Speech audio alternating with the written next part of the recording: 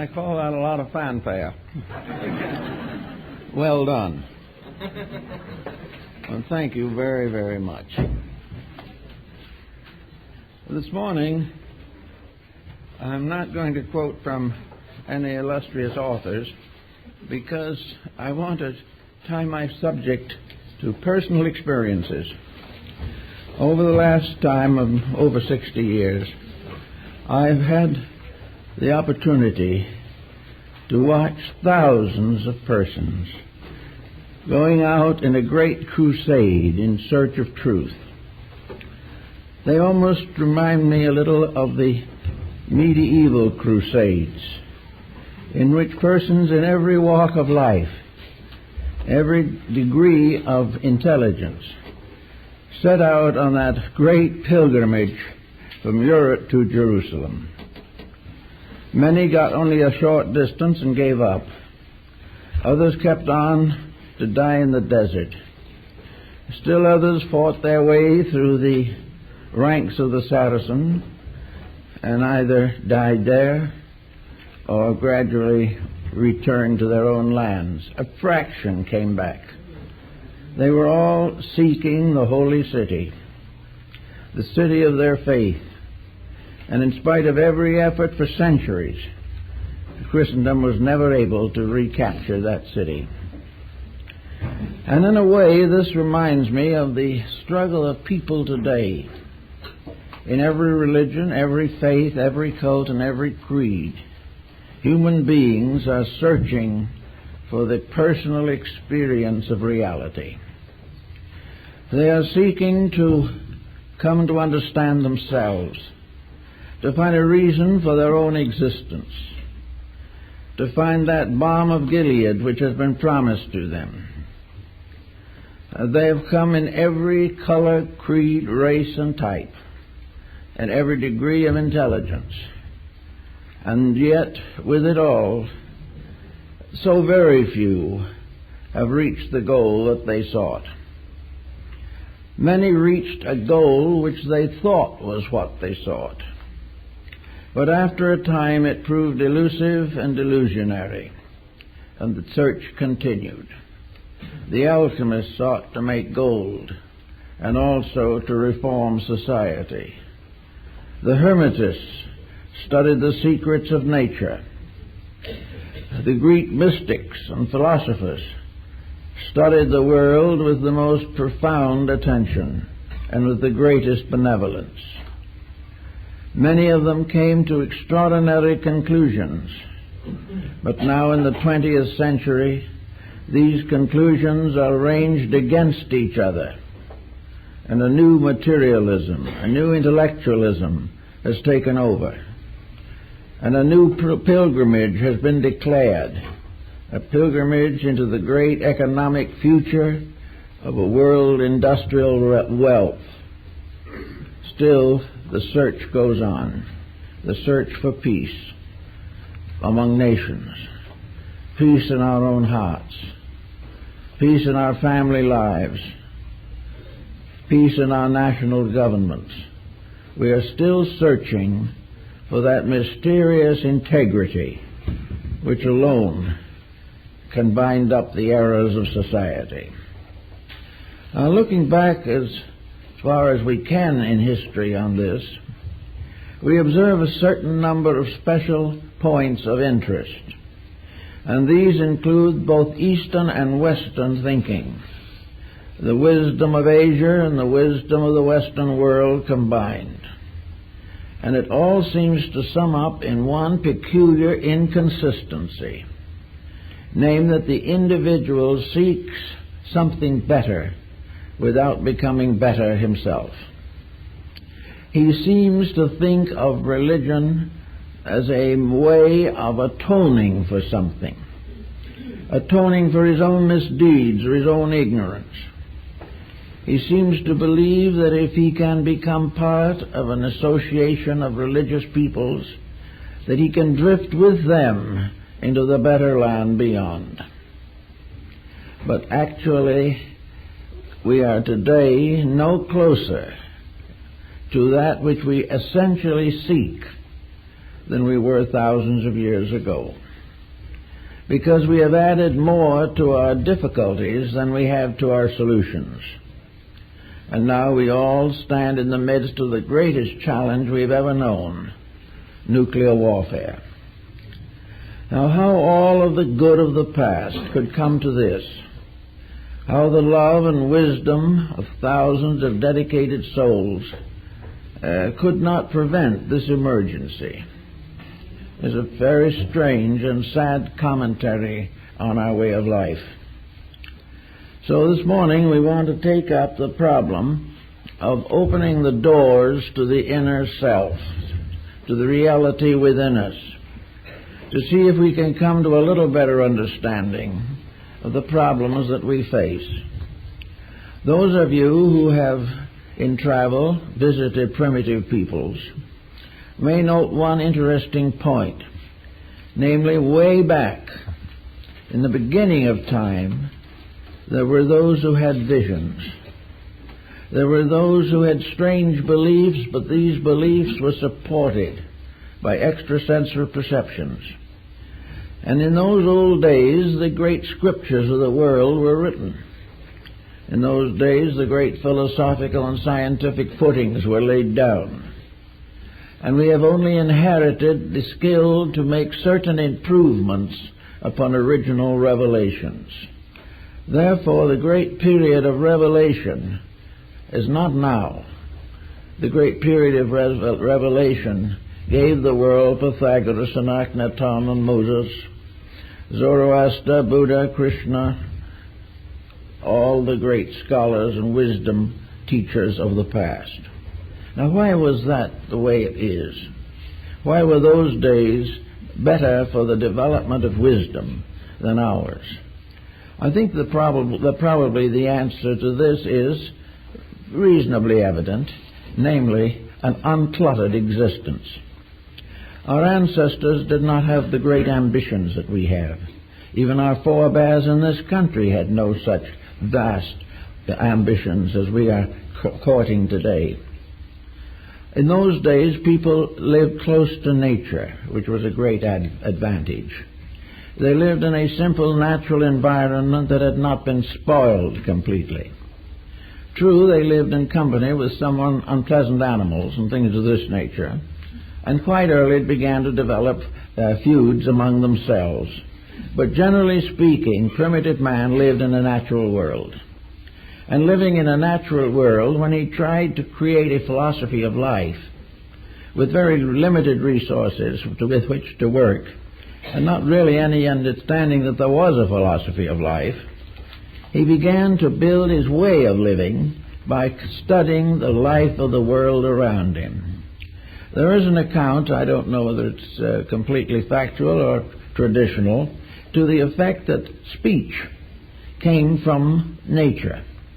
That long before the individual was able to have words or created alphabets, he copied natural sounds. And having the proper structure in the throat to do so, he was able to imitate the sound of a waterfall, or a wind through trees, or the cries of birds and animals. And this seemingly was the beginning of language. He found it possible to tell his neighbor or communicate certain ideas, feelings, impulses by accepting the sounds of the natural world. He knew sounds that frightened him and sounds that pleased him. He knew sounds of birth and sounds of death. And from all these he began to develop a series of sounds which became gradually letters of a primitive alphabet. But these sounds came definitely from the natural world. So did everything else he had. He had to come to the conclusion that if he was ever going to understand the invisible, he must be able to find it in the visible. Almost all old theologies are merely abstractions of natural phenomena. The gods were the powerful chieftains.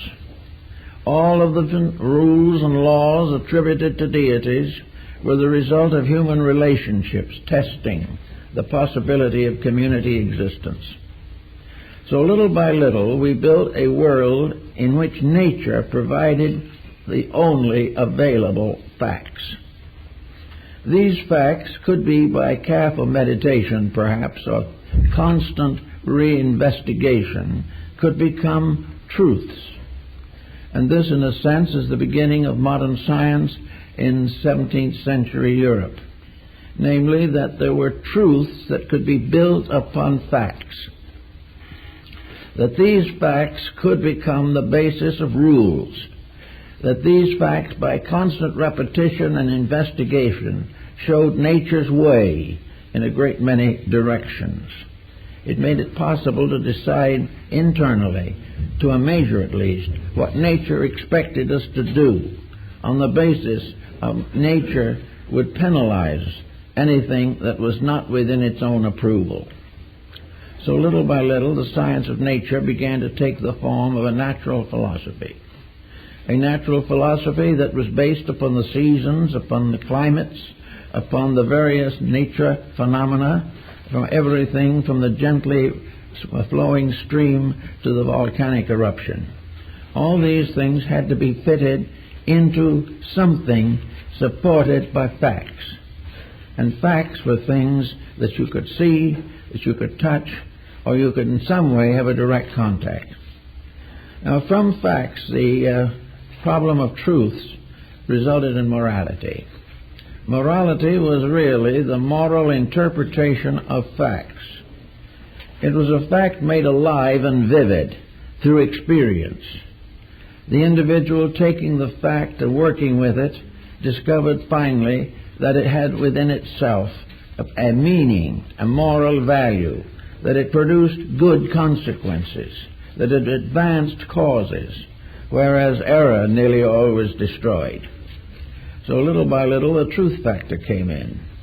And after a long time with truth, the mind and consciousness began to ascend to a higher level, and this was reality. Reality is, in a sense, the higher octave of truth. It is something that is gradually built into our understanding as a complicated network of truths, working together, and through their interaction producing what we call reality.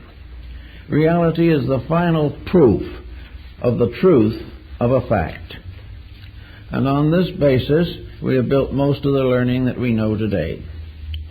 Now, it also follows that from the beginning of time, individuals, in a mysterious way, began to question themselves. The caveman probably was among the first to ask why he was created in the first place. The answer has not yet been found. Most people have the slightest idea where they're here. They have no idea where they came from, except biologically, and nowhere near any more from where they're going, except in terms of the mortuary. All of the rest is a noble internal reaction to something.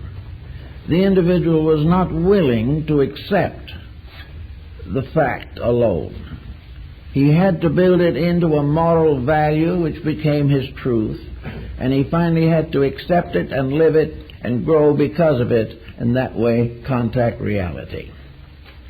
So we're going to now question how the people of today or of long ago continued their search for reality. And what did they use to open the doors between the visible and the invisible? How did they expect to attain a concrete, visual, audible reality? Well, in the earliest days that we know of, there were in all tribes and nations certain mystics. And these mystics were persons who were given to strange dreams, visions, curious experiences, which did not limit their consciousness entirely to the common world. Somewhere along the line, dreams became a part of man's structure of searching. A dream had certain technical advantages. It could be described, it could also be experienced, and it could be, in a sense, fitted into the social pattern. A dream might, therefore, pertain to a world or vision or place beyond this life. A vision could be an experience of that which is beyond, a conscious contemplation. Now, of course, for a long time, dreams were considered as symbolic of mystical values. Dreams were the basis of healing in ancient Greece. Dreams were the basis of social growth among the American Indians. Dreams were always something a little beyond, a little intangible, but sufficiently substantial to be recalled, to be remembered, and to be shared with other people. Now, dreams also gave another proportion to consciousness. Dreams often were centered in some other place than the one that we are familiarly acquainted with. While we lived in our comparative modest dwellings, we had dreams of temples and palaces and shrines and great mountains, hierarchies of celestial beings, and all the mysterious mechanism of Dante's Divine Comedy. All of these things could be experienced, and we might add, to be practical, they were perhaps best experienced after reading Dante's Divine Comedy, because that type of reading placed certain attitudes or ideas in the subconscious of the human being. And gradually, as intellectualism increased and improved, the individual not only began to downgrade his dreams, but also to change them to meet the changing social conditions of his times. But dreams were a sleep phenomena that has played a part in man's evolution from the very earliest time. Now, there have always been natural mystics. These natural mystics were not necessarily psychics. They had experiences, but these experiences were inward revelations. The true mystic was not telling his neighbor what was going to happen to him. The true mystic was exploring a realm or a vista far greater than the material world in which he lived. Perhaps among the great mystics we should mention Johann Tauler, Jacob Boehme, and Emanuel Swedenborg. These persons came from different areas of life, different levels of culture, but also had similar experiences. Swedenborg was a scientist of high standing, and Boehme was a shoemaker, and Tauler was a monk. These different people all had mystical experiences, and these experiences resulted largely from a great longing or a great yearning, or, as in the case of several of them, a great tragedy in their personal lives. There came a time, and is always a time, when an individual who becomes sorry for himself, perhaps quite legitimately, not simply an emotional state of affairs, but a frustration of the real values of living. The individuals of this type may retire into themselves and live in a world of constructive and idealistic fantasies. But are they fantasies? This is also a question that has never been satisfactorily solved to meet everyone's requirements. But we also know that the mind has become a powerful factor in the effort to make the invisible real to us.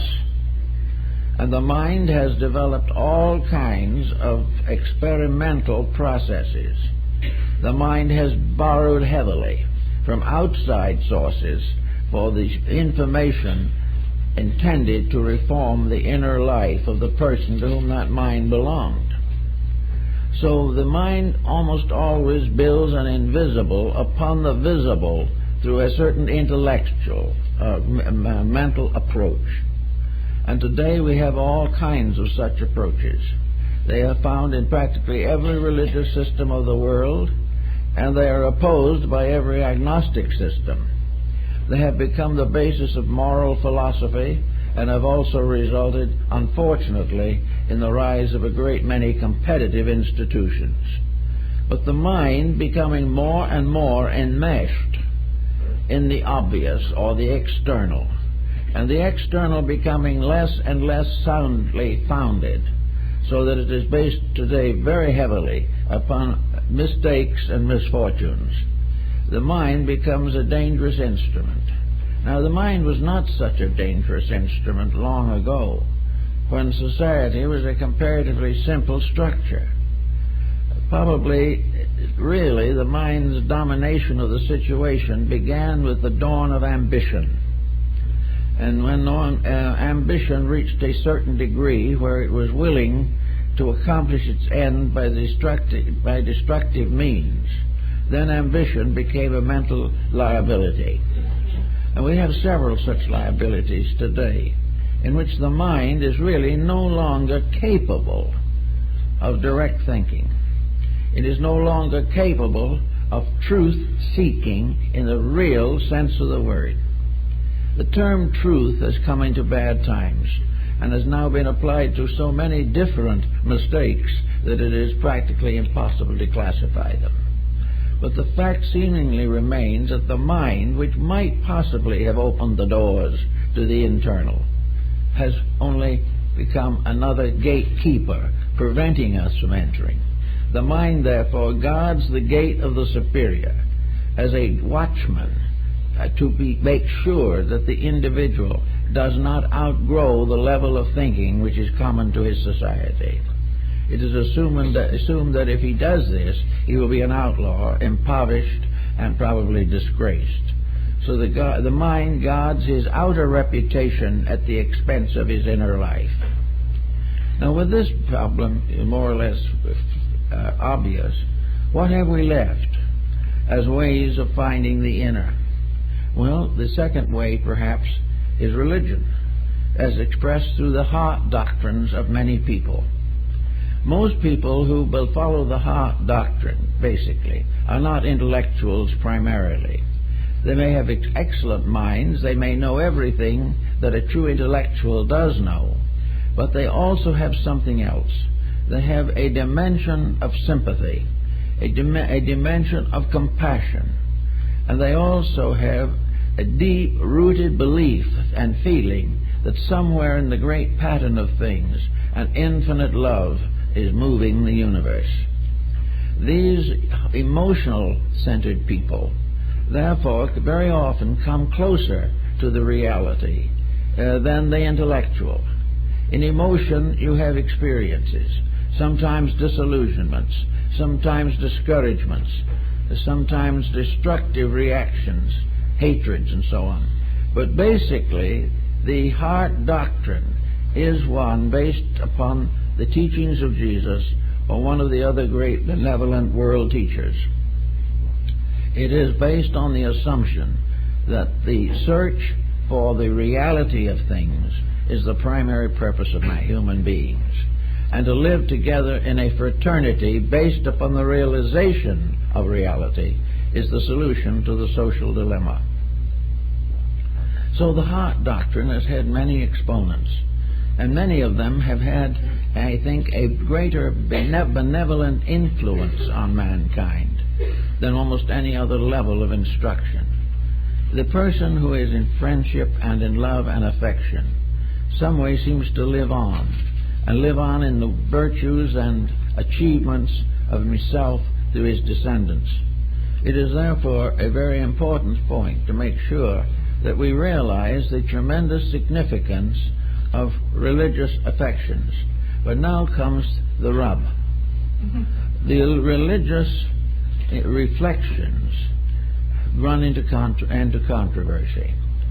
The individual wishing to be a devout person may find that devotion today is strangely altered, that the simple affair of doing good, of being kind, of being unselfish, these things are no longer really available in terms of affection. The individual has been cheated too often, he has been imposed upon, and he has also developed ulterior motives within himself that are so powerful that he is really incapable of a pure emotion. He cannot prevent his emotions by being colored, or he cannot reconcile the inconsistency between a noble emotion and an ignoble action. So both exist together in the same person, and this conflict results in a loss of man's affection as a means of liberation. Now, another type of thing, we go down to a lower problem again, but one that's very distinctive, and that is social relationships. The humanitarian, the individual who lives to help the underprivileged, the benevolent person, the person who devotes his life to the service of mankind in one kind of way or another, the devout physician, the devout attorney, the devout industrialist, the individual who basically is unselfish, becomes a servant to physical needs of human beings, and also becomes an inspiration to their internal requirements. These all constitute a level of virtue in which the person becomes virtuous through service. And service is, of course, in fact, and in vision and in substance, the noblest expression of man's inner life. But the inner life itself must still be considered. We must try to find out what happens to help the individual to have an inward experience that is great enough to dominate his mental, emotional, and physical attributes, and in that way give him back to the leadership of the best of himself. Plato said that a country is best ruled when the best persons rule. The human being is best governed when the best part of himself leads. Now, some think the mind is the best part, others the emotions, some the physical body itself with its resources. But all of these finally come under the leadership of that which dwells within the body, within the emotions, behind the mind. What is this basis of reality? How are we going to reach it? How are we going to challenge it to come out of its strange aloofness so that it can become available to the person? One thing we find out immediately is that this search has to be personal. There is no possibility of communicating this reality in ways necessary to solve the problem of the individual, except that it be given to the individual with his particular problem. So we have to try to find out how to reach the opening of the inner life so that something superior to mind can become the ruler of mind, and use the mind, the emotions, and the body as an instrument for the fulfillment of a sacred purpose. This we have to try to discover in one way or another. We begin with it, and we begin to see that in ancient times there were various doctrines that were developed very largely for the purpose of bringing the individual into contact with his own higher nature. That there were teachings that taught him to rise above even the highest aspects of his own mind into an immediate and intimate experience of reality. This became a very deep and important problem, particularly with the Neoplatonists and with the Buddhists and several other groups, that the quest for the way to become enlightened, enlightenment being in this case the light of the inner shining upon the outer. It was not the individual holding a candle up before his own mind. It had to be something else. The light had to be something that came from above and not through him as a person. It had to be a blessing, a benediction, a baptism of the Spirit. And he had to try to find if there was any way in the world in which it could happen to him. And most of those who have achieved greatly believe that it could happen.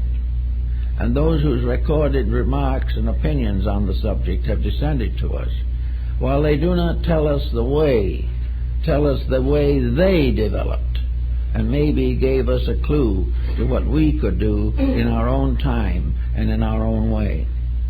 One of the first things that we are told in ancient scriptures is the simple line, "Be still and know that I am God." Now, I think perhaps this is one of the most important statements in connection with man's religious life. the problem of trying to be still. Now, when we think of still, if we are bound to material things, we will simply say that the individual does nothing. That is not the answer. That is not what is intended. Intended only to become part of worship. When the individual seeks the ordinary, he can read a school book or attend a class. When he seeks to know the mystery of his own inner self, he cannot storm the gates of heaven. If he tries to get into the sheepfold, which was the old name for religion, by any way except the proper gate, he is then a thief and a robber. Therefore, the ethics, the morality, the integrities involved have to be kept in mind at all times. To be still to the mystic means to be free from the involvements of mind and emotion, and free also from various physical symptomologies that may arise, in order that he will permit that which is truly the over-self to be heard. The still voice, the small voice, comes to the individual who stops talking long enough to hear it. And that is very rare, even in religion.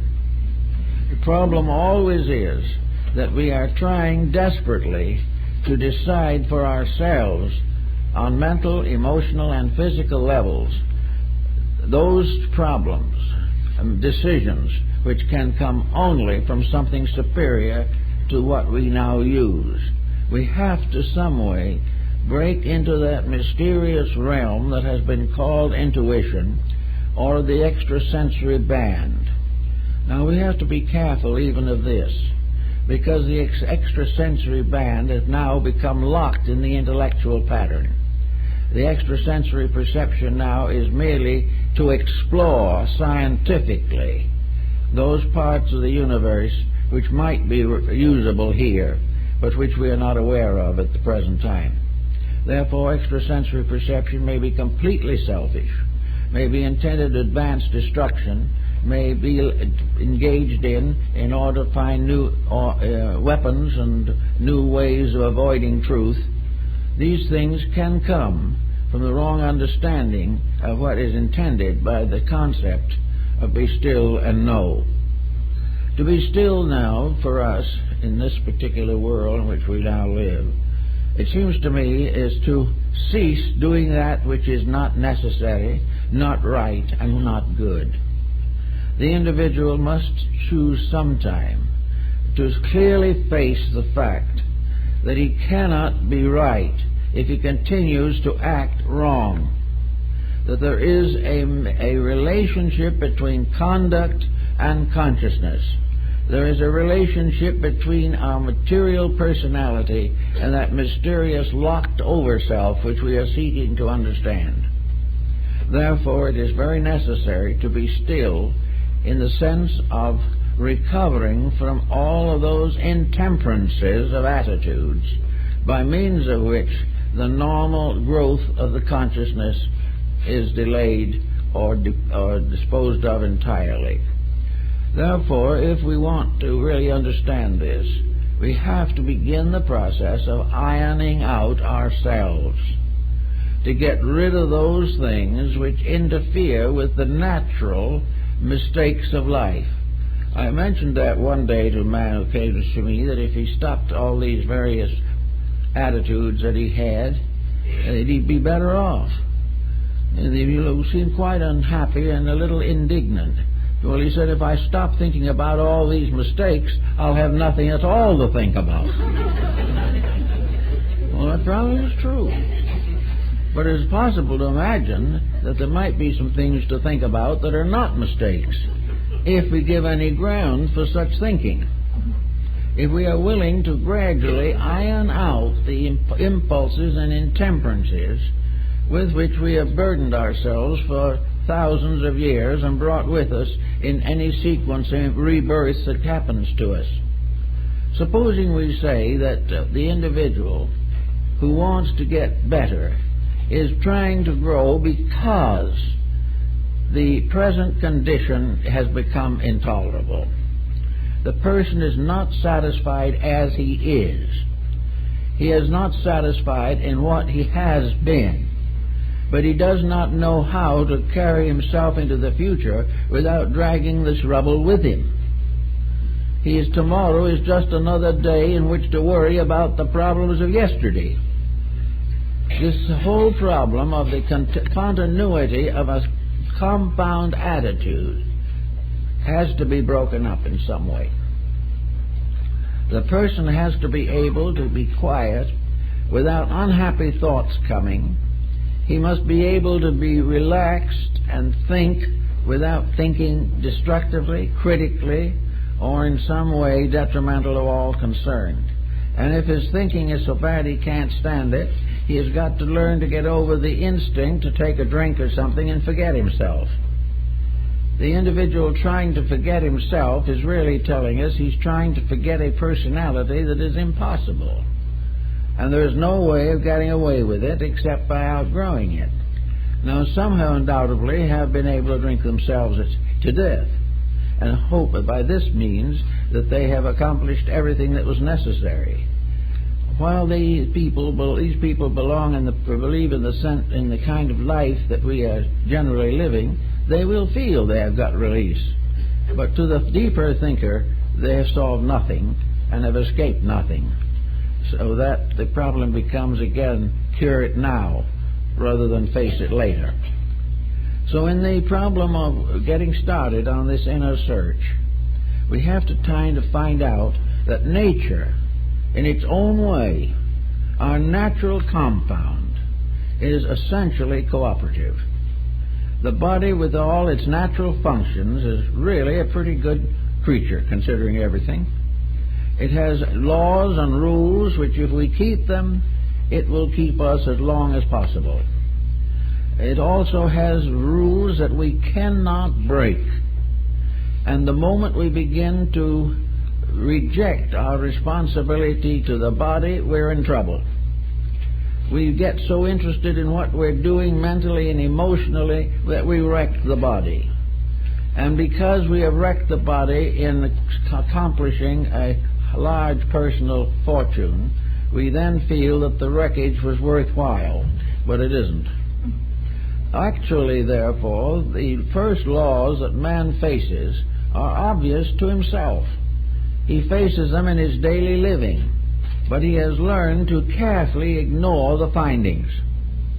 He also has developed a new escape which our ancestors really didn't have, namely that if he couldn't get out of the trouble himself, he could hire someone else to get out of it for him.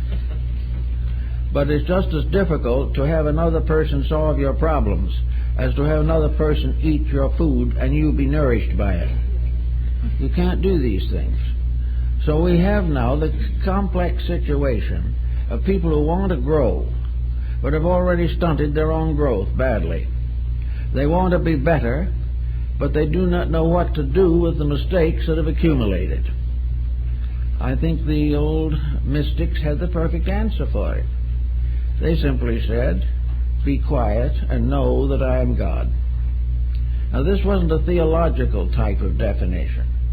It is a definition based upon the concept that when we cease to build our own mistakes, when we cease to fashion a giant monster out of our own intemperances and relax, all of these evil things simply fade away for lack of nutrition.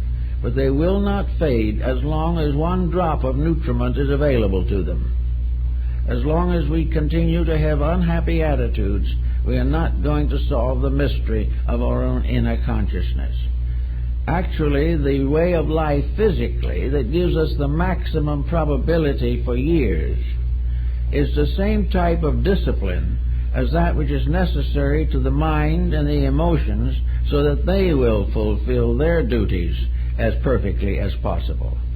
When the emotions are quieted down to simple, gentle, real values, the emotional nature is protected.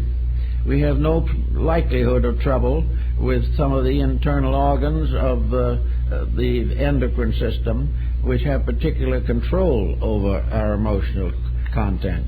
We will not kill ourselves by false feelings any more than we will kill ourselves with bad food. When we go up again to the third one, we have the mind. If the mind is used as it was intended to be used, and that is for the common good, for the advancement of everything that is real and valuable in life, if the mind could be released from the terrific pressure of self-interest, if it could get away from all its scheming on how to defeat a brother, and rather simply, quietly work out how to help him, all things would be much better in the mental world. There would be much less mental breakdown, and we would not be suffering from too many cases of senility. It is the misuse of the mind that gradually changes life into a dismal dwelling for the individual. So in each of these levels there is a natural law. Each of these creatures has its rights and privileges. Each level of ourselves has its inalienable needs and corrections. They're all here if we want to use them. Now, a lot of people have been perfectly willing to support religions industriously. They have been willing to make pilgrimage. They have been willing to do all kinds of penances to remove some guilt mechanisms within themselves. And at the same time, even though they live a pretty fair life, this great experience of projection into something higher has not occurred to them. And largely it's a result of not being able to quiet the separate levels of our consciousness on their own levels, and then quiet the relationships of them to each other. In other words, if the mind and emotions are locked in conflict, they're in trouble. Wherever there is conflict, there is a kind of destruction. There is a false motion. Wherever there is an obstruction, there is a decay of values, a disintegration, an infection, in which something becomes sick. All selfishness is sickness, no matter what you want to call it. All jealousy is sickness. These things are just exactly as serious as sicknesses as are the ordinary physical ailments which we may or may not be able to cure. This problem, therefore, is to get rid of the sickness arising from the misuse of powers, faculties, and principles within ourselves. Unless we're able to do this, we're going to stay right in trouble just the way we are. But the worst part of it is, we may be a good church member while we're in this problem. It has never occurred to us that religion demanded anything more of us than allegiance. It was like a parent who demanded that the child obey, but did not necessarily contribute to any enlightenment in the purposes of obedience. The religious association which washes away sins with baptismal water has not gotten to the point where it realizes, or bad people realize, that they have got to wash their own sins away all too often with their own tears. So there is time to get at some of these values directly. If the person wants to be born again in the theological sense of the word, it isn't that he simply accepts a religion. To be born again means to not make the same mistakes again. It means to clear the slate. A new birth means to start out with a fresh, clean, honest mind, without carrying anything from the past that was destructive or against the Ten Commandments or against the Sermon on the Mount. Everything that is detrimental must be left aside. It must not be carried forward. Yet the individual may be born again and still be in some business which is highly competitive, or in a family relationship in which tyranny dominates, or children are neglected, or the older members of the family are ignored. All of these things are not assumed to interfere with being born again. But to be born again with them is to be just the same as you were before. Instead of a new birth, it's just a new name for the same old things that you always problemed. Now, out of this, there's something more, though, than just keeping the moralities straight. straight. It is part of this business of being quiet. Every agitation, every intensity of negative attitude is dangerous to the inner life of the person. Therefore, we say that when we want the individual to be still and know, therefore we say that when we want the individual to be still and know, we want the individual to change his entire basic formula for life. It doesn't mean he can't speak. It doesn't mean he can't have ideas. But he has to have only things that work together for good. The body, mind, emotions must be brought into harmonic relationships. There must be no discords in the compound of the person. It doesn't mean he necessarily is awfully well advanced. He isn't perfect. He isn't above making an occasional mistake. But when he makes a mistake, he knows it and he's sorry. And when he's not too wise, he may be much deeper in the mysteries of his own inner life. So the problem is that in stillness now is the end of conflict, not the end of function. It is that no longer will the individual be in a continuous disturbance with himself. He will not regret what he did yesterday and build a new regret today. Pythagoras advised this doctrine of recollections to accomplish freedom from habit patterns. He advised his disciples that every day they should live their lives over again backward for that day. See what they did right and what they did wrong, and determine to correct any mistake that was made during that day.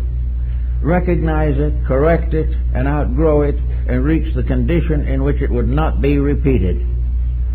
So what we're asking for really is a good-natured person of kindly disposition who has managed to get over griefs and grievances, who is able to live in pleasant relationships with other people, who is not jealous, who does not tear down reputations, and doesn't lock in feuds with anybody, who holds no violent dislikes over subjects they do not understand, do not take sides on problems they do not know, but whatever happens, remain open and ever watching for the good, and watching and rewarding only the best of their own conduct.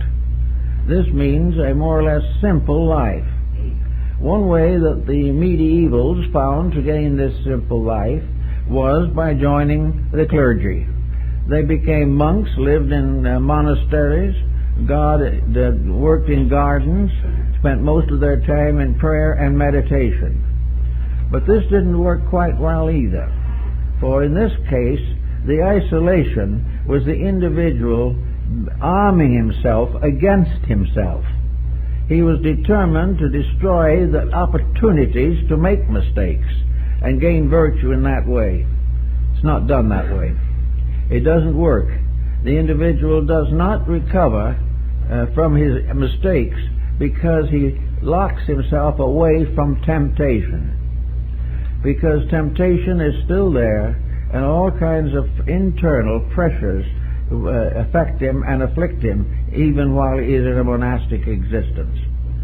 The answer to the whole thing was, stay in the world, but be able to live your own inner life without worry and fear, and if other people wish to ridicule it, let them.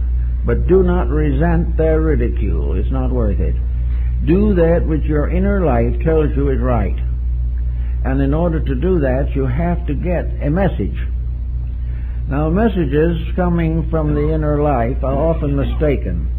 Very often what we consider to be a vision is merely a way of supporting our own personal attitudes. When visions begin to support our right to be wrong, we have a good reason to question the visions. Visions can be nothing but nightmares. They can be nothing but psychological expressions of our own defects. They can reveal to a clinical trained psychiatrist or psychologist just what is wrong with our dispositions and why we're in trouble. This type of vision or dream is of no basic value except as a warning, and the individual does not need to have an elaborate analysis of this. For if he has pressures, he will have dreams, and most of the dreams will be related to his pressures, either justifying them or trying to help him to fulfill the things that have created the pressures. So we don't go on that level. But if there are no pressures, if there are no intensities, if the individual is living a very quiet, reasonable, and natural life, perhaps he'll be a little like Jacob Boehme, the great German mystic. He was raised and educated as a shoemaker. He was an apprentice shoemaker. Finally, we got his papers and became a master shoemaker and lived in the little town of Görlitz all his life. He was married and had children. He attended the Lutheran church, and he was a very simple person with only the education possible from a local school, which probably taught him only enough to read the Bible. So this man quietly, peacefully made a strange compact with himself. He resolved to live as best he could in his simple way, the best he knew. And he was a very quiet man and a very charitable man. And when the Lutheran communion turned against him, very bitter, he never for one moment showed the slightest resentment. While they were denouncing him in the church, he was sitting in his pew and listening to it. He was unwilling to even pick a quarrel with the men who were accusing him of heresy. Fortunately, at that time, the Inquisition was not in control in Germany, so all they could do was downgrade him. But actually, in this very simple family way, they say a very wonderful father, a faithful husband, a good friend, and an absolutely honest craftsman who marked every shoe he made and guaranteed it. To this simple man came some of the most extraordinary visions recorded in history. One day, while he was working in his shop, he had a chance to look up, and he saw a ray of light striking a pewter plate on the wall. This ray of light struck him in the eyes, and in that moment he had a vision of another world. And this vision he had of another world had none of the peculiarities that we associate with sectarianism. It was a world which he had not even a terminology for. He borrowed all kinds of words from his friends and neighbors because he had no words. He also was able to gain some terminology from alchemy and astrology and other subjects, but he used them always in his own way, not the way they were originally being used in the communities. Little by little, Boehme discovered in himself a strange and wonderful truth that was the basis of all his thinking and all his living. He said that in the very beginning there was nothing in the universe but peace, that this peace reached everywhere, and everyone was in peace with everyone else. And they talked to God, and God answered them in the voice of a small child, a very gentle child, not much older than themselves, because he was speaking to common people and not to great scholars. And they were all peaceful until along came Lucifer. And Lucifer was self-will, and by self-will fell the angels. And when Lucifer asked deity for certain privileges, he was a faithful cherub at that time, God spoke again in the voice of the little child and said what was necessary. And Lucifer said, "Oh no, I don't like this. I don't want to live in a universe that is ruled by a small child. And if the deity can't speak out the great and glorious words I want to hear, I'm going to take over the job." Remember, this is in Low Dutch in Germany. So he said, "I'm going to take over." I'm going to run the universe now. So he challenged deity. He said, I'm not going to do these things. If you're just a puny little deity living in space without anything around you except a baby voice, I'm going to show you how to run this thing. And at the moment that he said that was the moment of the great disobedience. And in an instant, the heavens completely changed. Everything changed. The sky was filled with great spiritual powers. In the midst of them was seated or placed the ineffable deity, with all power, all splendor, all skills, and the thunder and rumbling voice that could be heard everywhere. And it is thus that the pride of Lucifer opened the abyss of the self, opened the world of sorrow and pain, because he had tried to take over the management of the universe, and because he could see no God until he disobeyed, and then the whole glory of heaven broke upon him. Now there's something about this. It's almost a beautiful myth or legend that can be carried right on down. For the man taking over the universe because God didn't seem big enough to handle the job is something that we all might think about occasionally. Also in all the problems that we have. When we think of the universal divine plan as too weak to handle us, to take care of our problems, so that we have to suddenly become helpers in this deal, we may get into serious trouble. But Bamey was essentially a great mystic, and he pointed out that when the human being becomes aware of the realities and uses them properly, the great grief or the great sorrow fades away again, and man and God live together in infinite community, always man obeying that which was eternally ordained to be obeyed. So in this way, Bamey had his statement of silence, of peace, that was disrupted by the rise of human faults, human emergencies, and the forever human optimism and complacency. So that to be still is to know the universe as stillness. To be still is to hear the voice of God and the voice of a small child. To disobey is to bring down upon oneself the thunder of an absolutely immutable power. To obey, we do not know there are laws. When we break them, we discover to our sorrow that we have not been very wise. So we're going to try to think in terms of a quietude that is free from ulterior motive. And this was what Zen attempted to do in India. And this is what Taoism attempted to do in China. This also is the mystery of Neoplatonism and the ideals of Pythagoras.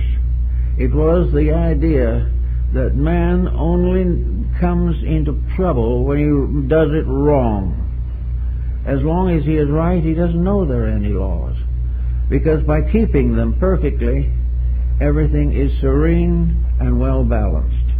But the moment self-interest takes over, the power of the abyss is loosened upon us.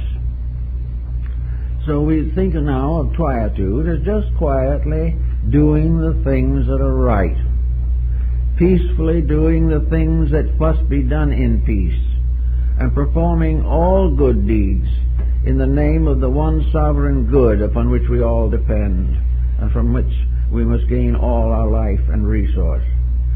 Now, the mystics have found out that if we live this quiet inner life, that we can carry every responsibility of the outer life with dignity. There is no need for us to go around depriving ourselves of everything. We only have to deprive ourselves of those things which were never any good for us in the first place. We only have to get over what was wrong. We are never punished for what is right. But if we get these things into a quietude and peacefulness, then this achieved condition is the opener of the door. This is the power that makes possible for us the actual direct participation in reality.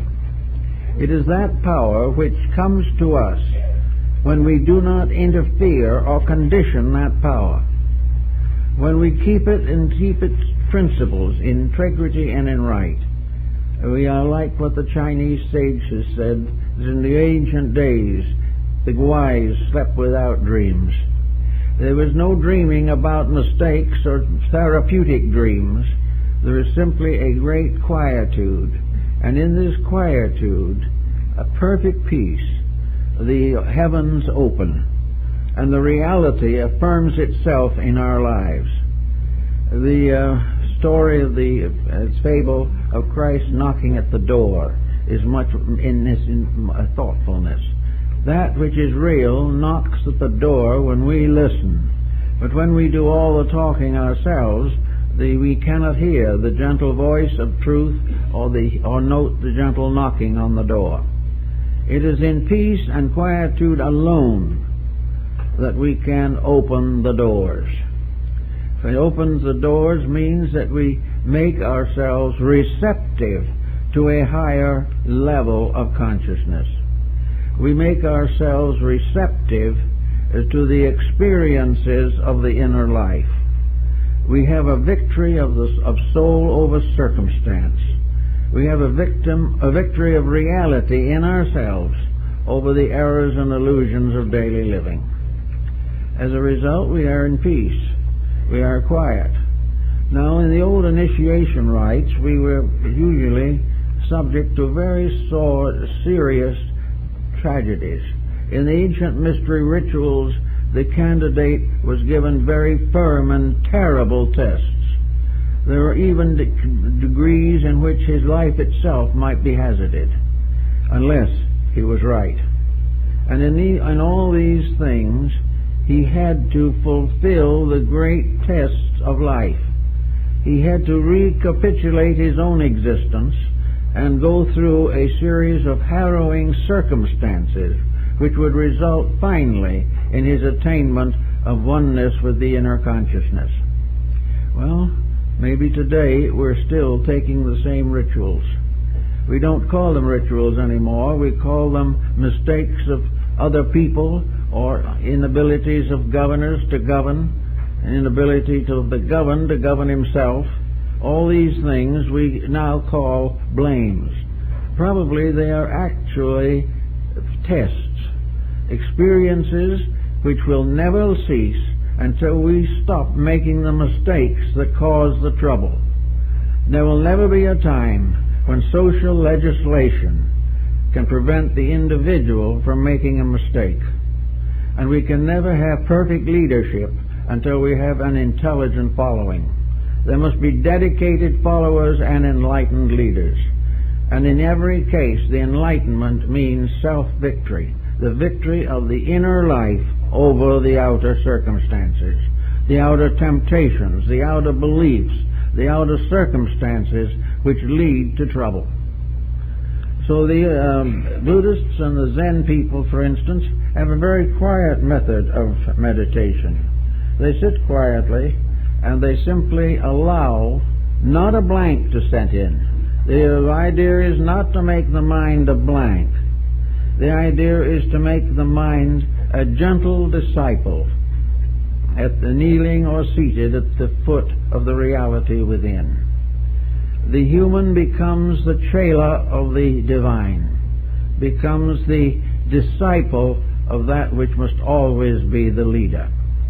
And various ways these revelations come to people. Sometimes they may come in an occasional dream, which is a vision, or a real spiritual experience, which is comparatively rare. But all spiritual experiences must be doubted if the individual who has them has not conquered the common mistakes of himself. Anyone who believes an extrasensory experience, who is still incapable of the direct control of his own life constructively, must be afraid of imposture. And any organization that promises the individual that he can become great without becoming good is also a very dubious organization. There can be no rising upward into the higher levels of consciousness except through a kind of meditative discipline. And what is meditation in this case? It is not sitting in a corner somewhere with your eyes closed and your fists clenched tightly. Meditation in this case is the quiet recognition, realization of the values of life as they have been presented to us in daily experience. Meditation helps to bring us a new way of being useful, a new way of solving or helping to solve problems around us.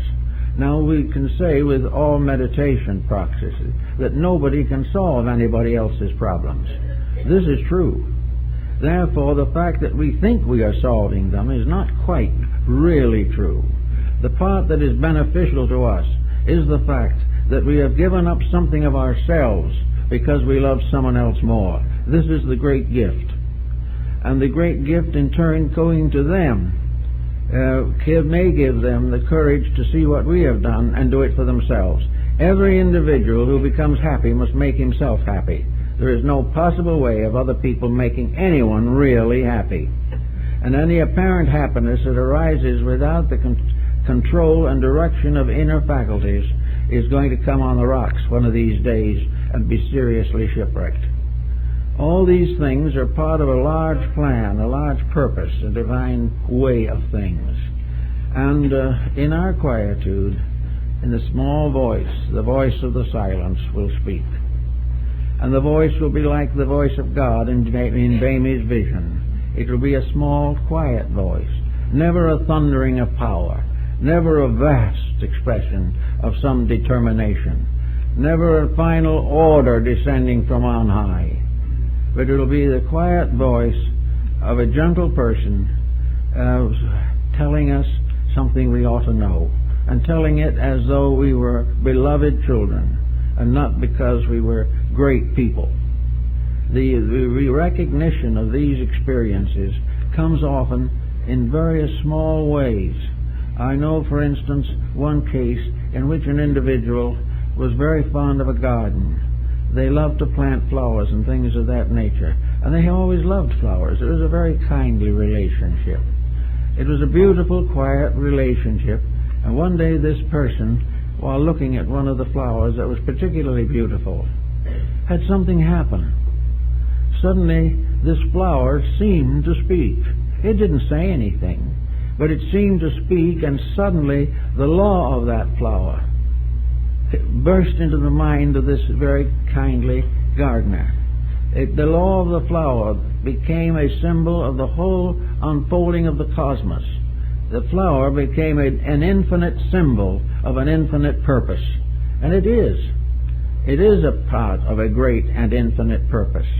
But most of those who look at the flower don't see it that way. But this person saw it that way. Saw the flower as suddenly bursting forth into a perfect symbolism of the universe. It was there all the time, but at that moment the reality in the individual picked it up and brought it out. The message came from something beyond the mind, something beyond the emotions, but an infinite impression of reality, which meant that the person had for a moment's contact with one of these levels of higher insight. Plotinus, the Neoplatonist, said that in his lifetime, that only on 2 occasions had he been lifted up into the presence of reality, and that for only a few seconds. But that became the most powerful experience of life, and all of life from then on was never the same as it had been before. The same might be said true of Luther Burbank with his love of flowers and plants. Here's a man who was able, very obviously, to influence flowers and plants. I saw him one afternoon and we talked about these things, and he said that he could talk with the plants, and the plants answered him. And when he said he wanted them to do something, they did it. So several big universities sent classes and students and so forth to see how Mr. Burbank was taking the spines off of cactus so they could be used in the desert to feed cattle. And they did exactly what he did and got nowhere. And he explained that the reason they didn't get the result was because they hadn't talked to the flowers and plants. They hadn't told those plants what he wanted them to do, what they should do, and how they could help by doing it. But if you talk with them and understand them, even in silence, you commune with them, not as little things with a root, but as reality, and wound up in a magnificent little mystery, that they obey. And he told me, he said, the only person I ever had that was able to do it was an old Chinese gardener. He said, this gardener watched me and listened. And from that time on, he always talked to the plants. And they did what he wanted them to also. He said, you've got to understand life. Life is not you and nothing, or you and something that doesn't mean anything. And all the flowers and birds and animals and creatures of the universe are real. And to each level of man's thinking, some form of life becomes immediately instructive. And by accepting the instruction, a great new dimension of consciousness is achieved. This is the only way reality can be proven. It can't be proven in laboratories. It can't be proven in anything except all of nature. This very planet and everything that is on it bears absolute and eternal witness to reality. But the reality is not obvious to the person who doesn't know what the term means, or doesn't know what the experience of it means. To us, humanity is a unique thing. Other things are different. We're now beginning to take a little interest in animal life, but at the same time, we haven't found the realities in these things. We haven't found that by looking at the most simple living thing, that we come face to face with a truth, a reality, an inevitable, which we can never influence, but which we can learn to accept and obey. So this is what really opening the door is. This is why the Indian went out and did vigil. He did vigil because he knew that the air was filled with life. He knew that everything that existed was real. Now he couldn't come back and explain all this to his fellow tribesmen, although most of them probably were sympathetic to it. But the proof of the fact was something else. The proof was that when he went out as a healer and sat and did vigil, the great ones, the true ones, sent symbols to him so that he would know what to do. And far when he was up here with me, he said that a little light appeared somewhere on the earth around him, around a little plant, or a little flower, or a weed, or even some little small animal or creature. And he knew instantly that that which the light was around was the thing that was necessary to heal the sick man for whom he was praying. So he took this material, usually an herb, which he had never used before. He had no botanical knowledge, but he had seen in a meditation that this was it. And he took it and he made a tea with it and he gave it to the sick man. Then the reality proved itself. The man got well. That was the only reality that could be demonstrated. All the others could be a mistake, but if the man got well by a mystical experience, then that experience was real. And it's the same all the way along. We cannot get the positive demonstrations that we seek of all these things. The only thing we know is that the closer we can come to reality, the closer we come to peace, happiness, and health. And the further we get from reality, the more rapidly our problems multiply. Now, for those of us who are just, kind of going along on the way and haven't got too far, there are things we can do ourselves each day. We can begin to quiet the prominent causes of confusion. There is no meditation based upon some esoteric exercise that can ever work if the individual has not accomplished a transformation within himself. This was the highest phase of alchemy. Alchemy was to make gold out of base metals. And spiritual alchemy was to discover the eternal gold of reality in all things, which can be released and brought into manifestation by art. And art in this case is the beauty. It is the skill. It is the wonder by which we do what is right because it is right. This type of thing is something that has come down to us for a long, long time, and it will continue to come down to us until we obey it. We must find the only answer that there is, and that is the utopian answer, that the human being must live the fullness of humanity, of his own endowment. He must manifest all the manifestations of the condition of the level of life upon which he exists. And having done this, he may then request very quietly, or may not even have to request, because realities perpetuate themselves. We expect to go on to the next level of understanding and insight. We are held behind by the ballast of our own mistakes. And until we are able to master those and redeem them or restore the integrities in them, we will remain in trouble. So the first thing to do, if you're really anxious to get on to the discipleship principle in nature, is to start in and prove worthiness. Prove as the ancients did in initiation tests. When a disciple wanted to enter into the mysteries of Eleusis in Greece, the first thing that was done was that his community was invited. The diakon, a leader of the community, was invited to tell what they thought of this young person, whether he was a good person, whether he was a good son or daughter, because women were initiated. But was this person a good, worthy, honorable person? And if the city father said yes, that he had never been in trouble, that he'd always been a good member of the community, that was a good mark for the person. If he had been troublesome, he would never have been admitted any further. Then, if that was true, they then went to his teacher. Where did this young person study, and what did he study? So they found the master, an old sophist of some kind, who had instructed him. And they said, was he a good student? Yes. Was he quick-minded and able to understand? Yes. Well, what did he give him to study? Mathematics, astronomy, and music. That is correct. Then they would probably call the boy to be given the examinations at the temple itself.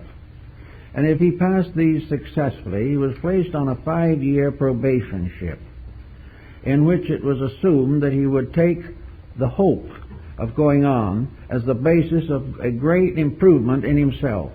He was to go back to his ordinary life and do those things which he believed would be sanctioned, justified, and approved by the temple. He had to be virtuous and pure and clean and healthy all through this 5-year period. He must have no trace of egotism. He must not look down on others who had been rejected.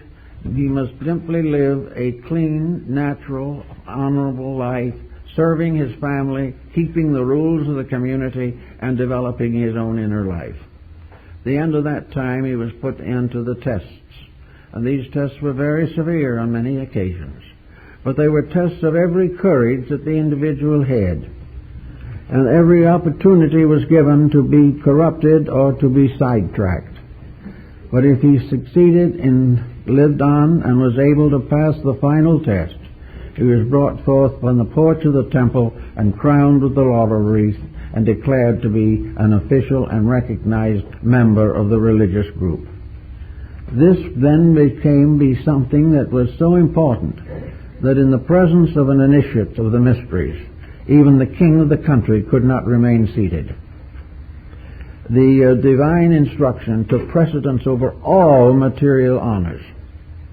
And the initiation was more important than to win a great military victory or to attain to be an archon of the state or to become a leader in any external affair. He might win the Olympic Games 10 times, but it was not nearly as much of an honor as to have the wreath of the initiate placed upon him. From that time, he was bound by oaths greater than himself that he would never corrupt, never compromise, never in any way abuse, and never falsely reveal to the unworthy the instruction he had received, and would never use that instruction for personal physical gain. Now, those were pretty rough instructions, but at the same time, they are the type of thing that we must all ultimately face. Fortunately, we don't face it all at once. We don't have to do all that is right at one time. But little by little, day by day, we are supposed to discipline our mistakes, gradually gaining control over them, correcting attitudes that are not conducive to common good, and in this way, by a certain regular order of things, come finally to the point where the interior takes complete control of the exterior, and the individual lives from the root of his own reality, that he is now no longer a person. He is now a great soul in a body. He is an illuminate. He has achieved the end that the physical world can bestow. And he has now available to him all the knowledge of his race, all the wisdom of nature around him, and all the love of the deity whom he represents and who brought him forth. So these are the things that open the gates of integrities. And these are the only ways that the gates of wisdom can truly be opened. And I've got a little announcement I want to make this morning. We have with us a friend who had a birthday last Monday, but we didn't speak Sunday, so this is the first chance we've had. And that is our good friend, Gilbert Olson. Well, many of you know. And Gilbert Olson has been a personal friend of mine for 45 years and has served us here ever since the society was built practically.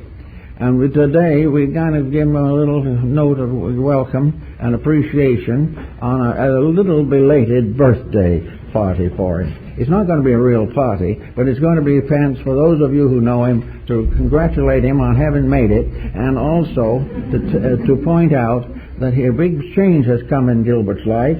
He has left Downey, where he lived for very many years, and he's now moving to Glendale in order that he can be over here more often. So we want you to all say hello for him.